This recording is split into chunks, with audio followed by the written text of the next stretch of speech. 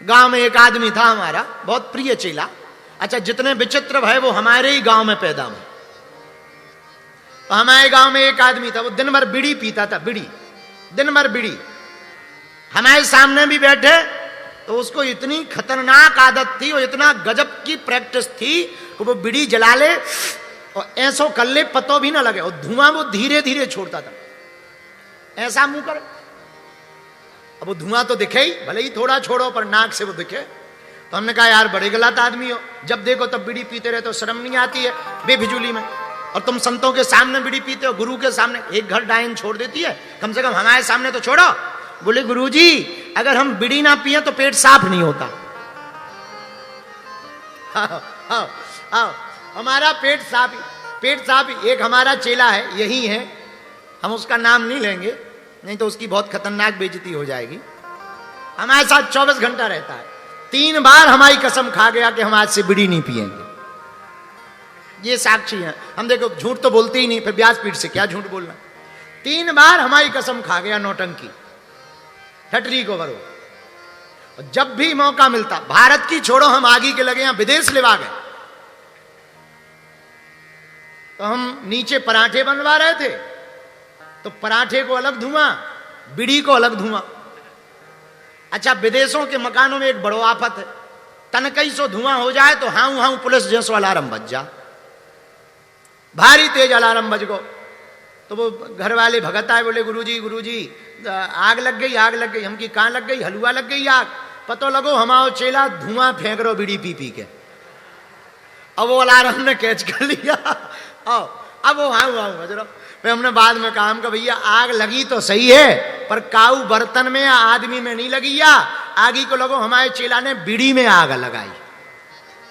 अब हम इशारा नहीं करेंगे, खैर आप लोग सही समझ गए कि हम कलाकारन की तरफ देख रहे हैं, पर ये नहीं हमने बताया कि किसकी तरफ देख रहे हैं, वो हम बता भी नहीं सकते हैं। तो कई चेला ऐसे होते हैं, खैर अब तो बंद कर दी उसने, कर दी।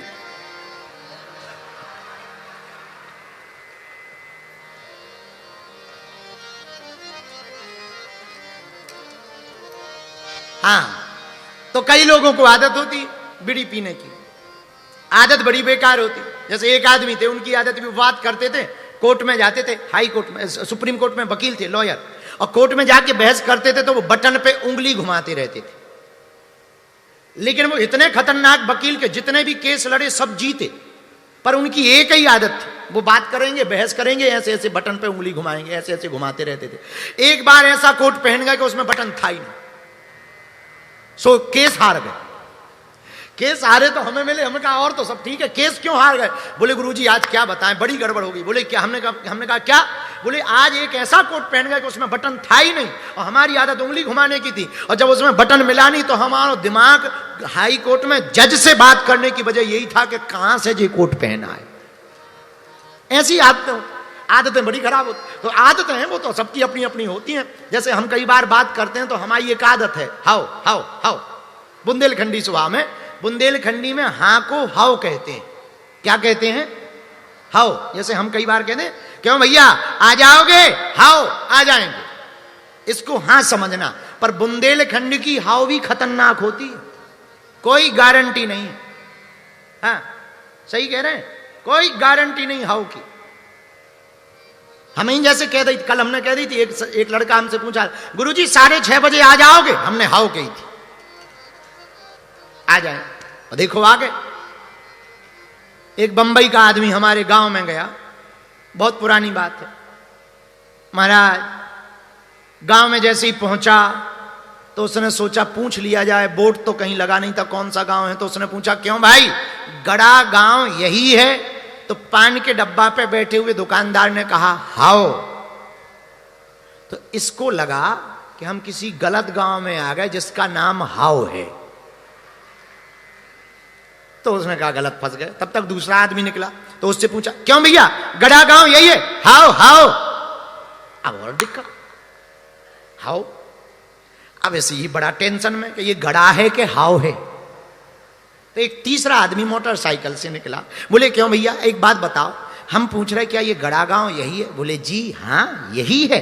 अरे बोले भैया तुम ठीक मिल गए। बाकी लोग मिले तो वो हाव हाव कह रहे थे, हमें पता नहीं लगा ये हाव क्या है। अरे तो जो मोटरसाइकिल पे बैठा था वो बोले सुना, जो कम पढ़े लिखे होते हैं वो हाव बोलते हैं, जो ज्यादा पढ़े लिखे होते हैं वो हां बोलते हैं। तो मुंबई के आदमी ने पूछा आप ज्यादा पढ़े लिखे हो? बोले हाव।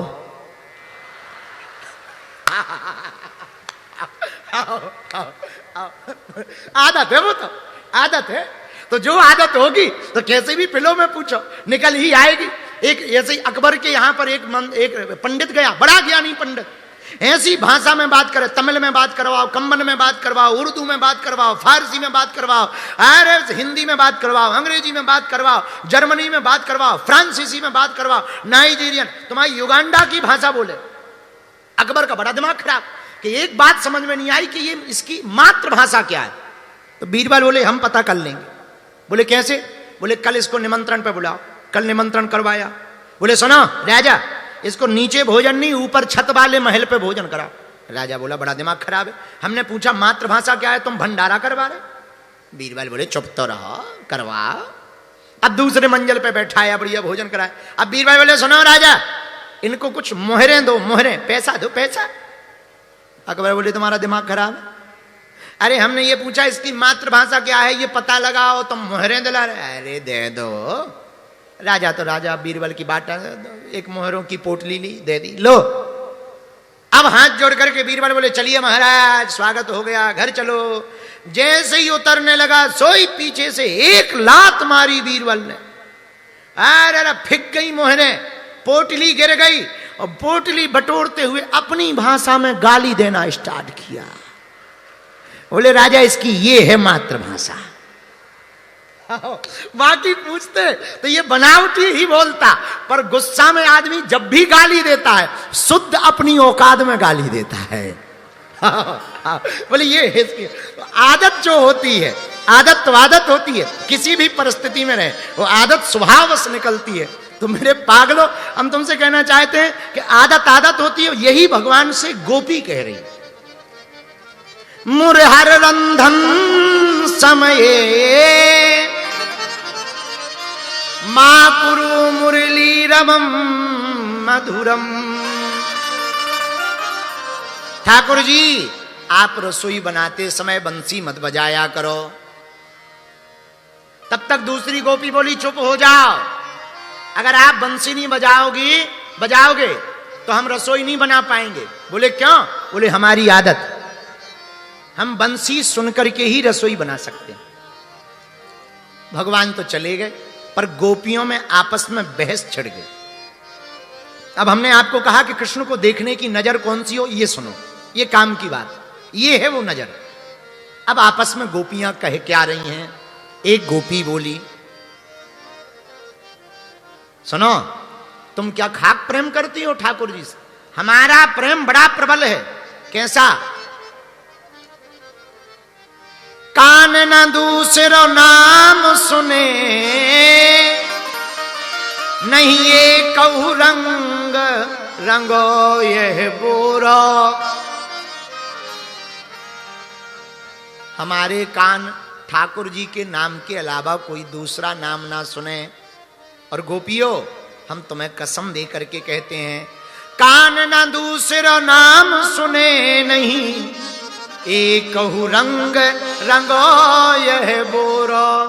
ओ बाबरी वे अखियां जरी जाए, जो सांवरो छाड़ निहारत गोरो।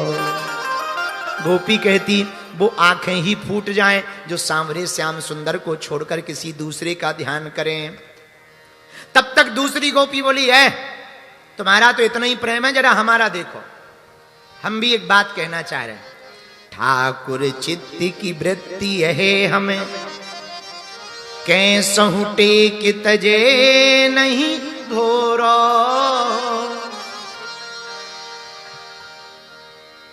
सुनो, हम एक बात कहना चाह रहे हैं, जिस दिन हमारी आंखें सांवरे श्याम सुंदर को छोड़कर किसी दूसरे को देखें स्वप्न में भी, तो हम तो ब्रह्मा जी से प्रार्थना कर रहे हमारी आंखें उसी रात फूट जावे। दूसरी गोपी कहती है, हमारे मुख से धोखे से भी कृष्ण नाम के अलावा किसी दूसरे का नाम अगर निकल आवे तो हम तो सखियो तुम्हें कसम देकर कहते हैं, हमारी मुख को पकड़कर, जिह्वा को पकड़कर जबरदस्ती हमारे मुख में विष भर देना, जहर भर देना, ताकि हम मर जाएं, पर गोविंद के अलावा किसी और का नाम ना निकले। इसी प्रीति पर ठाकुर जी रीझे। इसको शरणागत भाव कहते हैं। कौन सा भाव कहते हैं? जोर से बोलो, जोर से बोलो। शरणागत भाव कहते हैं। मेरे पागलों, अगर अपने अंदर ठाकुर जी के प्रति अति समर्पण का भाव प्रकट हो जाएगा तो हम आपको वचन देकर के कहते हैं, भगवान को प्रकट होना ही पड़ेगा। इसीलिए भगवान प्रकट होते हैं गोपियों के सामने। गोपी प्रेम क्यों प्रबल है? क्योंकि गोपियों को केवल कृष्ण के अलावा कोई दिखाई नहीं देता। और हम लोग, कुछ हिंदुओं पे तो हमें बड़ा तरस आता है कि अपने भगवानों को छोड़कर चादर चढ़ाने तक चले जाते, हाँ, कैंडल जलाने चले जाते। तरस इस बात पे आता है कि अपने 33 कोटि कम पड़ गए का, 33 कोटि कम पड़ गए का। अरे भाई ज्यादा दिक्कत है, एक आध और बना लो, एक्स्ट्रा बना लो। पर स्वधर्मे निधनम श्रेया, अपने धर्म में मरना श्रेयस्कर है। दूसरे के धर्म के बारे में, मजहब के बारे में विचार करने से अपने धर्म में मरना श्रेयस्कर है। मेरे पागलों, आज की कथा का सूत्र हमसे जो उपाध्याय जी ने पूछा है, उपाध्याय जी हम आपको बहुत विनम्रता पूर्वक प्रार्थना करें, जैसे गोपियों का प्रेम कृष्ण के प्रति है, जैसे बछड़े के प्रति मां का प्रेम और मां का बछड़े के प्रति प्रेम होता है, समर्पण होता है, उसी प्रकार का समर्पण अगर भक्त का भगवान के प्रति हो जाए, यही सच्चा प्रेम कहलाता है। और दोनों की जोड़ी बड़ी प्यारी। हमें तो एक भजन बड़ा याद आ रहा, कहो तो सुनाए। श्याम चंदा है श्यामा चकोरी,